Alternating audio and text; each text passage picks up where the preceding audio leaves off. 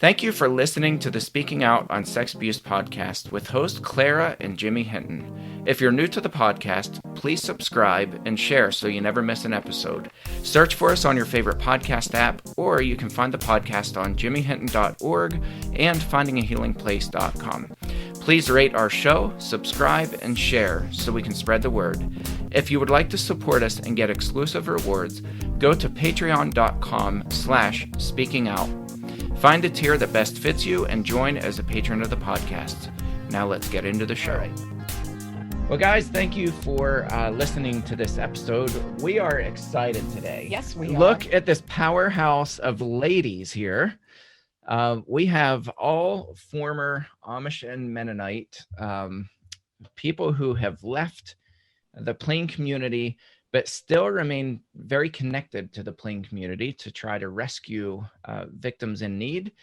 And I'm just going to go around and introduce everybody as you appear on my screen. So we'll begin with Misty Griffin. Hi, Misty. Welcome to the show. Hi, Jimmy. Thanks for having me. Absolutely. Tell us just a little bit about yourself, and then we're going to go to Mary, and then Jasper, and then Audrey. So I left the Amish about 16 years ago. I joined from the outside when I was about 19 years old. And about 7 years after leaving the Amish, I wrote my memoir. And through that, I was able to reconnect with the Plain community and help several people. And now I'm working to help more, do whatever I can to help.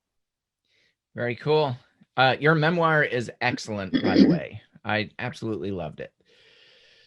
Thank you. Yeah. And we have Mary Byler. Mary, welcome again. We've been on your podcast. So go ahead and plug your podcast and tell us a little bit about yourself. Hi, everyone. My name is Mary Byler. I was born and raised Amish. I left the Amish in 2004.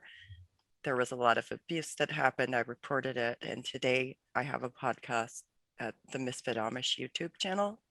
There's a couple different sections. We talk about disobedient women things, and we have coffee with friends. And Jimmy and Audrey have both been on that multiple times. We have another episode scheduled for July. Isn't that right? That is right. We'll have to double check our dates again, because sometimes I get my days mixed up, Mary. That's what happens when you're busy. I know. Awesome. Well, thanks for coming on our podcast. We're excited to have you.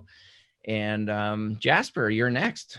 We have Jasper from the Plain People's Podcast. Tell us about yourself. Yeah. Hi, guys. So obviously my name is Jasper Hoffman, and I'm the founder and producer of the Plain People's Podcast, which started in 2018. Talking about survivor stories, really opening up the conversation between the English world and the Plain communities, and giving a voice for people to come forward and just really share their experience and their struggles and survival stories of fitting into the culture, the English culture. And through it, it really kind of became a major resource for people to start talking about abuse. I think people started feeling really comfortable about coming forward. I've really tried to shape it into educational conversations, not just exploitive tabloid type of situations, and really just trying to help the outside world see just how prolific the abuse is, as well as just the struggles for all of us that have left. I was in the Mennonite church, and then I left whenever I was 18. So it's been 20 years, and really just seeing the movement move forward within the last few years as far as people and survivors coming forward has just been really exciting. So I'm excited to be here. Very cool. Awesome. Well, thanks for being here. And your podcast has taken off like wildfire. Obviously you strike a chord with a lot of people who are either still in the Plain community or who have left. And yeah, so I commend you for that. And we were on an episode back in the day. Yes, we were. We were. Yeah, we'd love to have you again. There's just so many topics now that I want to cover. And yeah, Yeah. we'll get you guys back on for sure. Awesome. Thank you. Yeah. And then last but not least, we have Audrey Kaufman. Audrey does incredible advocacy work and just works tirelessly within the Plain community. She's very engaged, very plugged in. So Audrey, welcome, and tell us a little bit about yourself. So I'm glad to be here. Thank you. And my name's, as you said, Audrey Kaufman, single mom of 5 kids. I've been out of the Amish community for quite a few years now and have brought my children out to safety as a survivor myself, and my children being survivors. It's been quite a journey. And along the way, I'm finding my own place in advocacy work and helping to free others. No one left behind. Awesome. Very cool. Very cool. Well, we have some questions, and we just jotted these down, and I sent you guys some questions before the podcast. So there's nobody particularly that we're going to ask these questions to. Like, they're not specific to your stories, but they are, if that makes sense. Mm-hmm. So it's kind of growing up in a family of 11. I was the middle child, number 6 of 11. This is going to be kind of a free-for-all. It's like dinner time at the Hinton house. I was the middle child, Jamie. See? Are you? Okay. So you do. It's the first come, first serve.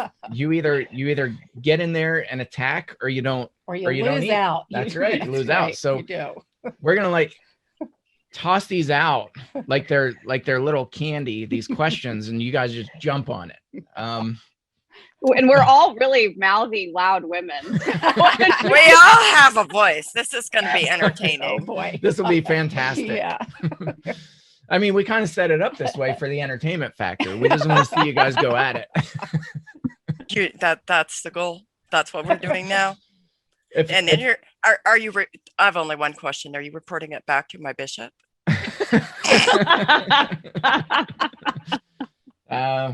Well, hey, what happens on the Speaking Out on Sex Abuse podcast stays on the Sex Abuse podcast. Oh.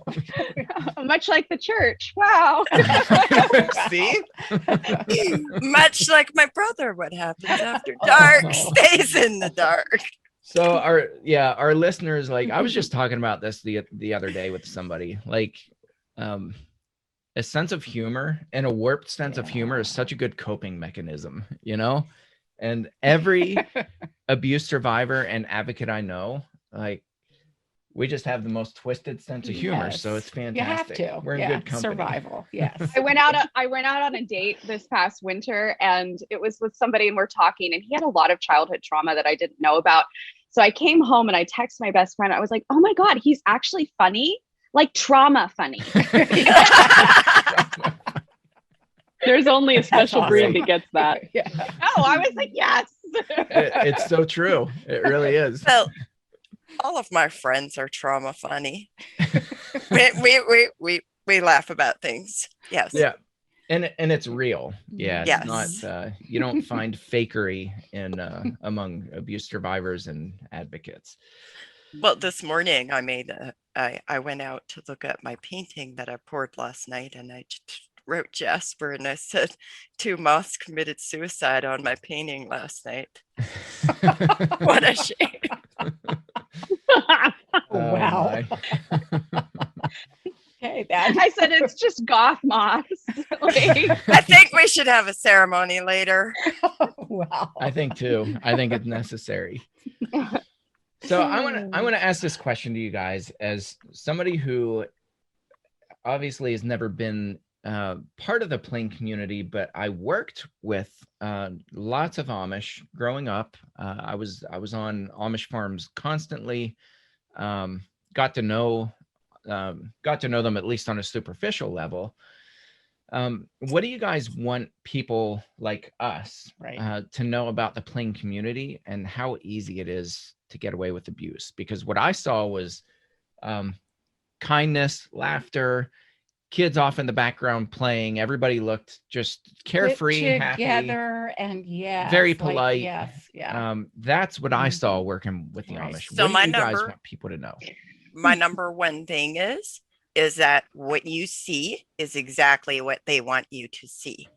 You can have somebody like my stepfather literally sitting there and beating my stepbrother, like with closed fists, chasing him with a stove poker. And then somebody who is English comes over and he turns around and says, "Good morning.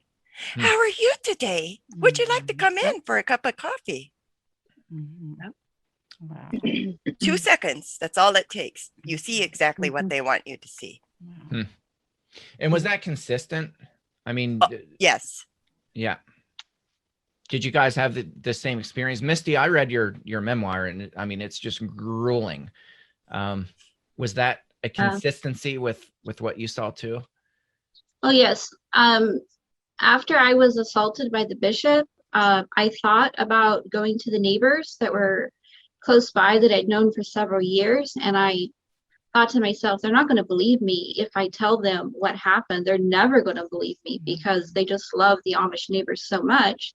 And thankfully, we had this lady that lived on our property, and I went to her for help. And, you know, still when I was going for help, I thought, you know, nobody's going to believe me because I knew that, you know, to the outside, the Amish present themselves as very kind, you know, hardworking, you know, all of those things you just said. And if you're an abuse victim and you want to go convince them otherwise, it's going to be very difficult. And after I did go to the police and the police came out, they reported back to the police station and they said, you know, they went out there, they saw these lovely children, you know, this kind family, and, you know, there was nothing, you know, nothing they could do to help me because it was my word against his. And, you know, they just didn't see anything wrong and didn't look like anything could possibly be wrong. But yeah, I mean, about 4 hours earlier, I mean, I had been violently assaulted, but, you know, the police didn't see anything like that. Yeah. Can I ask, like, do you think the clothing hid some of the signs of abuse? On me, definitely. Like when I went to the police, I had bruises from my neck down below my waist. But because they were male officers and because, you know, I was Amish, you know, I never thought, you know, guys, look, here under my dress, here's some bruises you can see as evidence. And they never asked to look or look me over or anything like that. So see, to yeah, me, that's so important for retraining our police forces. Like that's got to be essential. Yes. I was walking evidence, but nobody thought to look for it. I think that there's this perception in the communities where there's such a respect. So if the Amish or the Mennonites show favoritism towards you, let's say you're a neighbor and they're really nice and compassionate and maybe make you gifts, or you somehow feel like you're in, like they've accepted you. And I've seen this with detectives. I've seen this with so many people. Oh, well, you know, I've been really fostering a relationship with them for a really long time and I don't want to disrupt. That's such a manipulation on the Amish and Mennonites behalf. They don't want to be your friends. They don't want to connect with the outside world. So if they are being friendly, very oftentimes it's to hide something, which that sounds terrible because there are a few very genuine people, but generally they don't want you in their inner circle. They are not evangelists. They don't want friends on the outside world. And so if you're being hoodwinked in a way and romanticized in all of this, it's oftentimes to cover up something. In my case, those neighbors that I was talking about, we would go and use their phone and they would take us to town. They didn't charge us. So our community was really nice to them because, I mean, wow, they really, like, they drove people to town, like almost every day they were retired. So they were driving people into town, letting them come over and use the phone, and nobody ever paid for the, you know, the phone service. So, I mean, they thought our community was being really nice to them, but they were using them, like really using them. There's such a sense of entitlement. And then the English world needs to know that the Mennonites, and at least the Mennonites, slander and make fun of your kindness. Yes. Time. It is made fun of. It is looked down on. It is scorned on. They talk absolute garbage about you and how stupid you are. And there's just such this like elitist entitlement. So you know what this sounds like to me? You know exactly what this sounds like to me? Mean Girls, and that's why you can't sit with us. Worse, prison. Like Yeah. Oh, yeah. hearing Oh, hearing you guys describe this, it sounds like so many conversations I've had with my dad, with corrections officers, friends of mine that work in the prison.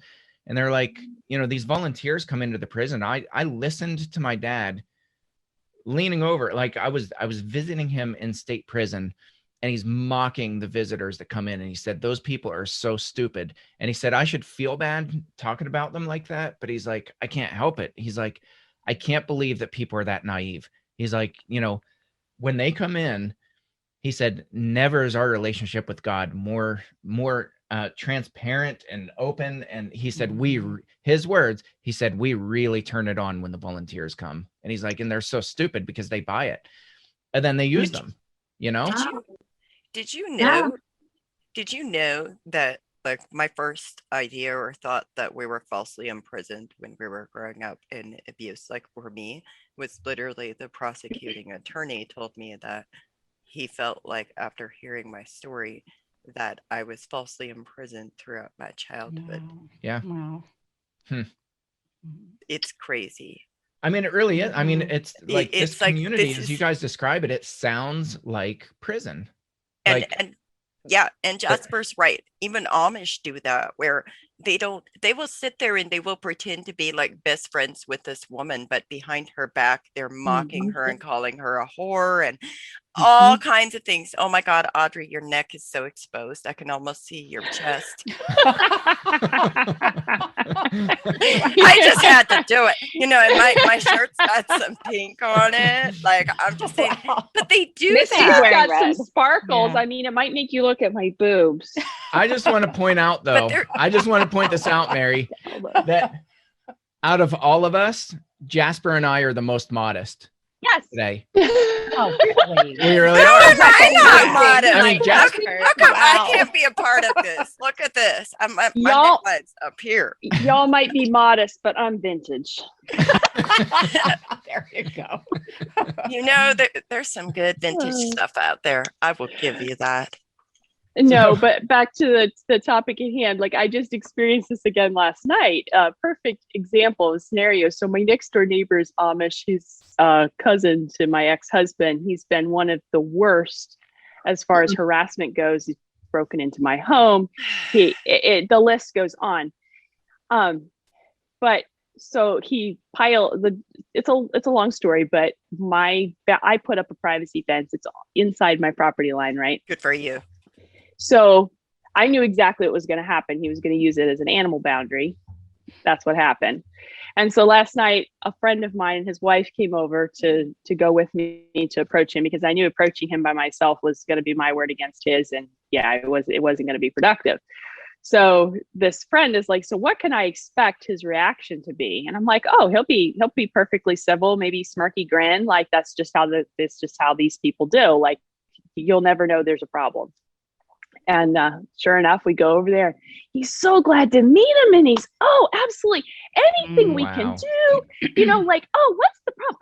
Oh, absolutely. Well, I'll take care of it next week. Is that soon enough for you? And I'm just sitting there going, you are such a fraud. You are such a fake. You are such a freaking liar. Like, the facade they put on to other people is just the gaslighting and the manipulation. I'm telling you, they are pros. You know what's interesting to me about all this too? So I called a really good friend yesterday, and I won't give any details just to protect him, because he didn't give me permission to tell this story. But I call him up, or he called me. Like, we've been trying to schedule for a couple weeks and just hit and miss. And he calls me up, and the first thing he says, he's like, dude, he's like, I feel like I'm living in this bizarro world. He's like, I'm so pissed right now. And I was like, what's going on? And he's like, I've been trying to get this contract with these Amish. And he's like, they are the slimiest people. He's like, I want a contract. I need material. He's like, I need my material. I need it to be consistent. They have really good prices. I just want a contract. I just want somebody to put in writing. He's like, but it's this evasive, like, oh yeah, buddy, you know, we got your back. Well, you know, we'll work out a deal.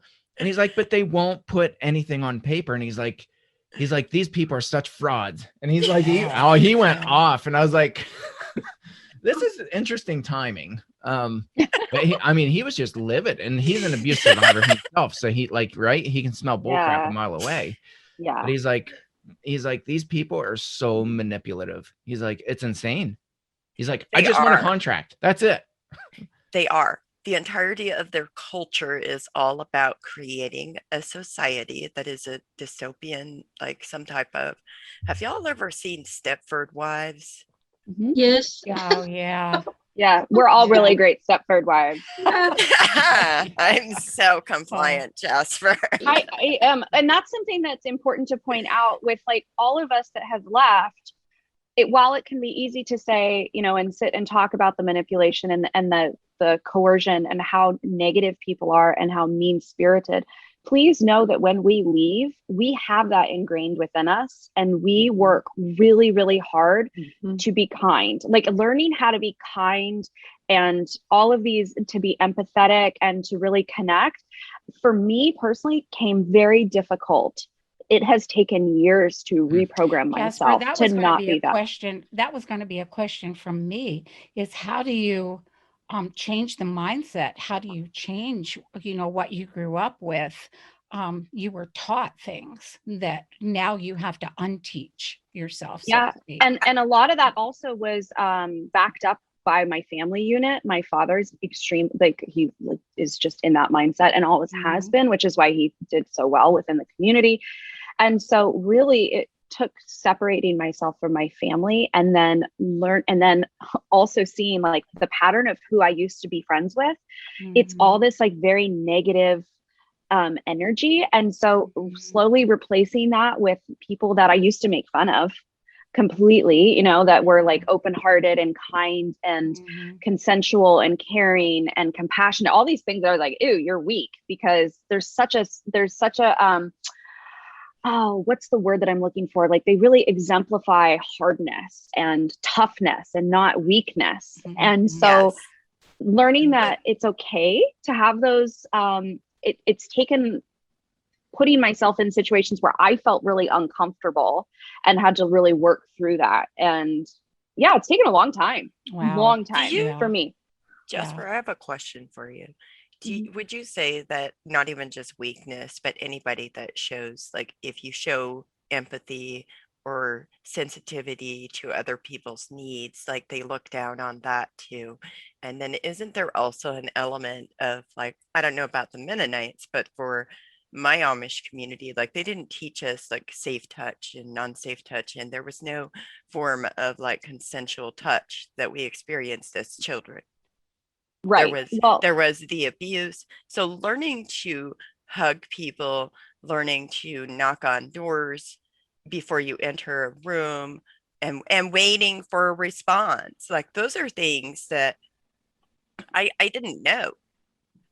I didn't know any of those things. And for me, like Jasper said, put yourself in uncomfortable situations. Yeah, and it's slowly over time and replacing, and just it comes with a lot of sadness though, because you have to let go of a lot of people in your past because they exemplify those, and all of a sudden it becomes really polarizing and uncomfortable to be in those conversations anymore around negative people or people that want to drag people down. That's something that I've experienced, and it's like, this doesn't feel good.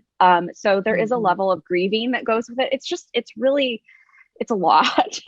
Yeah, but it can be done, but I think it just takes time, and it takes an understanding. And the biggest thing is what I found very helpful is to not be friends with ex-plane people for a long time. Like, because there is such a negative mindset still that's there. It's true. I mean, so why are we going to learn from people that have just gone through the same dysfunction as we? Like, you're incapable of doing that. But I see a lot of people still staying in the cliques. They just move the cliques out into the real world. So I think for all of us, like, having friends that are outside of the community, learning how social structures are set up and how people show compassion, and like really kind of learning how to read the room is really, really crucial in order to learn new habits and learn a new mindset. I think that's go ahead. No, I was just going say, I think it's different for each of us. I think it's a little different for all of us. For me, it wasn't so much the compassion part, because that was what always got used against me, was the fact that I was exceptionally compassionate and empathetic, and I refused to hurt people the same way I was hurt. But what has been challenging for me then is to enter the real world and learn to understand who's safe and who isn't, because it's a completely different culture. Right. And while I can identify in the culture that I was in who was safe and who was unsafe, it was a real challenge for me to move out into a culture that I didn't understand and learn a whole new lifestyle, and then determine who's safe and who's unsafe. So, and I've also found, like Jasper said, the whole negative mindset, it's been helpful for me to step out and make new friends outside of that, and retrain my brain and retrain just my mindset as a whole, because you need both. Yeah, I agree. Okay. And I will say this, I so agree, because learning who's safe and unsafe on the outside world is very difficult. Like, especially as females, learning with men, like how to be treated. That's a huge learning curve. And unfortunately, we have to go through like some really bad experiences that people would probably, like, I look back and I'm like, why would I ever put myself in this situation with this person? But I just didn't know. And so it can be dangerous too, emotionally and physically in those learning experiences. And I've found for myself, like within the community, there's so much shame on us women, like so much shame.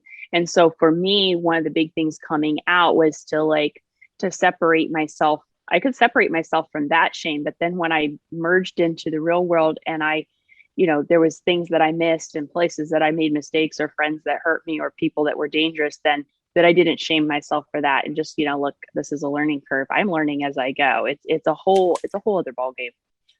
Yeah. So Wow. do you guys- Let's shift gears a little bit here and talk about, the abuse. A lot of the abuse came from family members and from friends.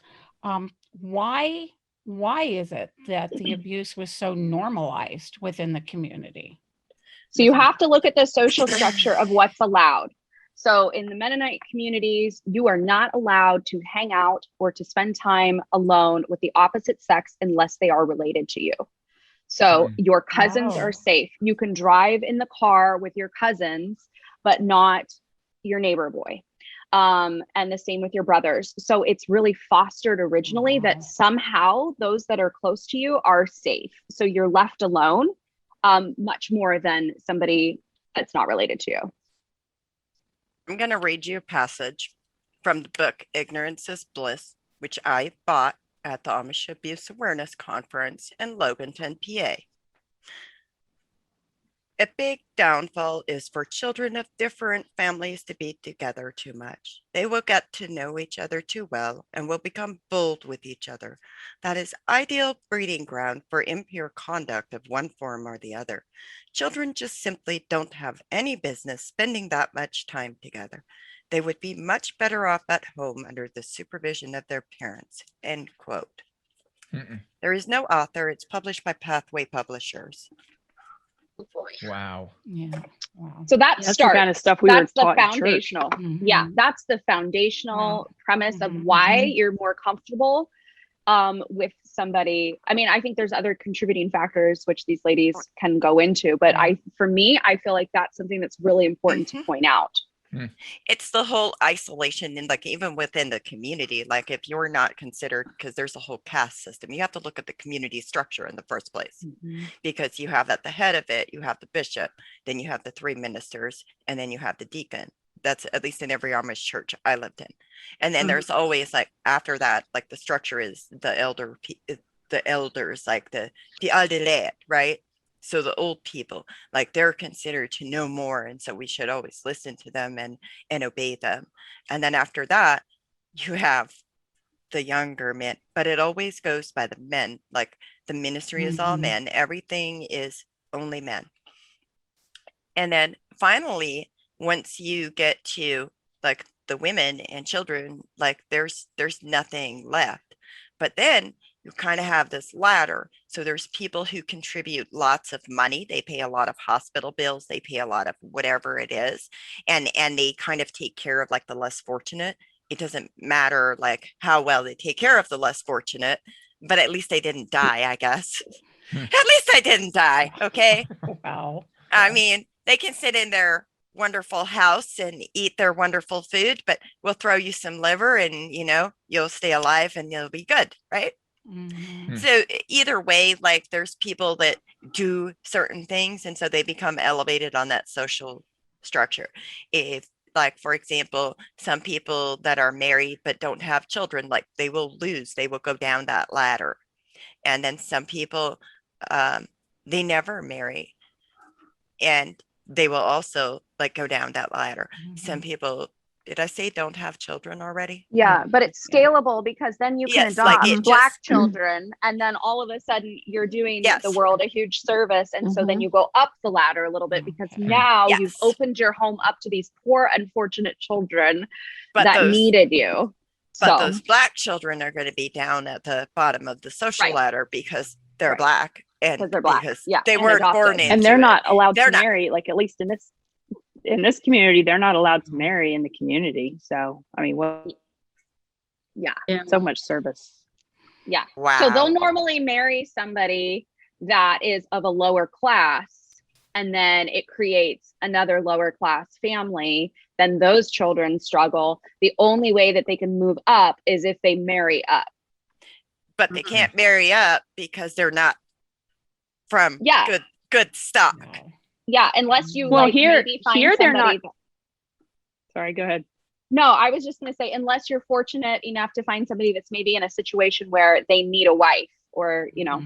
Mhm. Yeah. Well, here in this Amish community, they're not even allowed to marry within the church. So I don't know what they expect them to do. I don't understand the whole process of why you would even adopt them to begin with if they're never allowed to marry. For work and social Work. status. Come No. on, Audrey. Yeah. Mhm. No, I and know. they but gotta I'm climb just up saying. the ladder. Oh, I know. I understand how it works, but I'm just the end result, you know, but we all know they don't think things through logically. Yeah. One, I think that's too where you enters the whole piece of, this is another important piece, is the way they view sex. I mean, it's dirty, it's shameful. Women and children are owned. They're not autonomous. They're pieces of property. And everyone is considered evil from the time they're born. So why wouldn't these children just automatically do bad things? I mean, it's all born into us. We're all just inevitably going to be evil. So we expect it to happen. And so women and children aren't prized and cared for and protected. There's something to use. It's the power and control dynamic, and then the way they look at sex as a whole, it just feeds into it and creates a very volatile ticking time bomb. So Audrey, what? I would like to add something to that about the like the abuse aspect. The house that I was living in, there was stuff going on, you know, between the brothers and the sisters.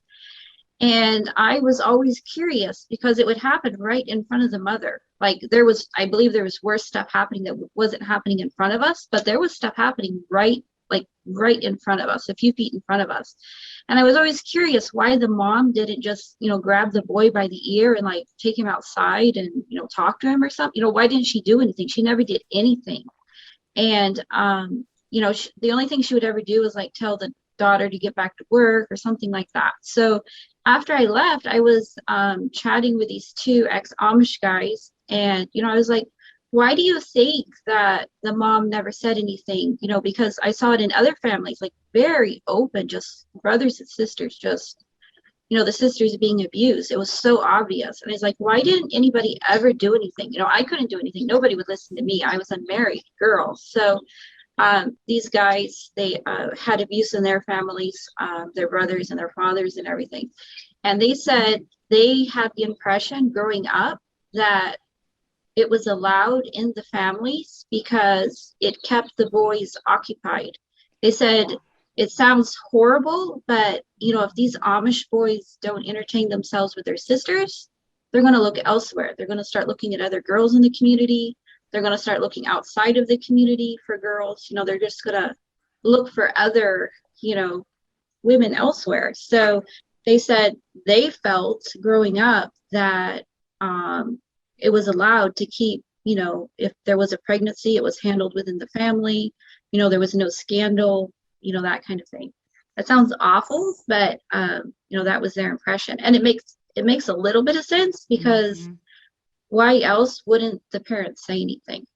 Like, why wouldn't they just put a stop to it? I mean, that's the twisted form of view that Sheila Gregoire talked about. Right. She wrote The Great Sex Rescue, and she said in the conservative religious world, it's taught that men are these animalistic, sex craved, sex deprived. They need it. They have to have sex, and if they don't, then if they're being deprived at home, then the next target is fair game. They can have sex with kids, with what I mean. Like, it's this twisted view of sex that's just really bizarre. Go ahead. Well, and that's like in my marriage. I mean, that's what I was told for years. Well, he must not be getting it, like they're going to go somewhere to find it. So you have to give it to them. Men, it reduces men to animals, which is sad, because there's so much more than that. Yeah. Well, and then like that's the mindset then that men have, that they just view that that's of course their sin nature.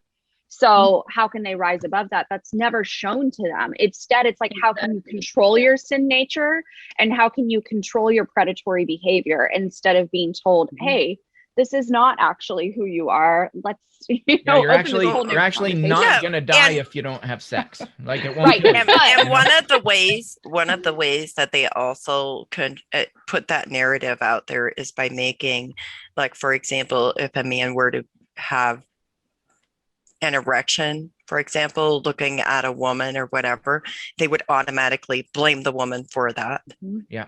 Like, it's automatically as if there's no way for him to control himself. Like, they don't have to act on that. There's no need to act on that. Right. But they don't even give them the respect to say, you can control yourself. Right. Just because this happened. Or the respect to know how science works. So the fact that sometimes you just can't control that, and that's just a bodily function, and it just happens. Like, there's no sin involved. It just happens. Like, they cannot explain that in that, because then they would actually have to understand how your body autonomy works and how science works, and introduce all of these things that it's just easier to slap the label of sin on it.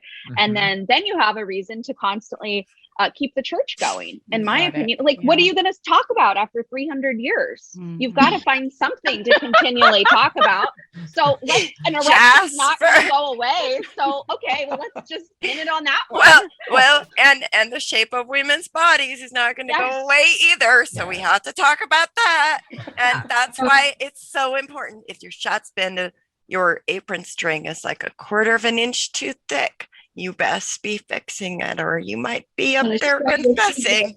Yeah, it's marketing. That's all it is. It's just marketing. They're just regurgitating the same material. That's what Mary and I discovered when we went to the abuse seminar last month. We're sitting there, and it's like, I literally at one point quoted before what he quoted the scripture he was going to say, because I'm like, this is the same stuff. It's just been rebranded a little bit. They've updated their branding colors, but that's it. And then I would like to add to that, Jasper. It's also, it's the same stuff. It's rebranded a little bit, but it's also like, this is now 17 years later for me, and you're still talking about the same stuff and using the same things to silence people, and it's worse than I remembered. Yeah, it's very theatrical. Thanks again for listening to today's episode. Thank you to our patrons who make the podcast possible. If you found it helpful, please follow on Spreaker and search for the Speaking Out on Sex Abuse podcast in your favorite podcast app. Be sure to hit subscribe and rate the show. If you believe in what we do, consider supporting the podcast by becoming a patron, and check out the cool rewards our patrons receive. Share with your friends and tell the world. Join us in speaking out on sex abuse so we can change the tides and prevent abuse.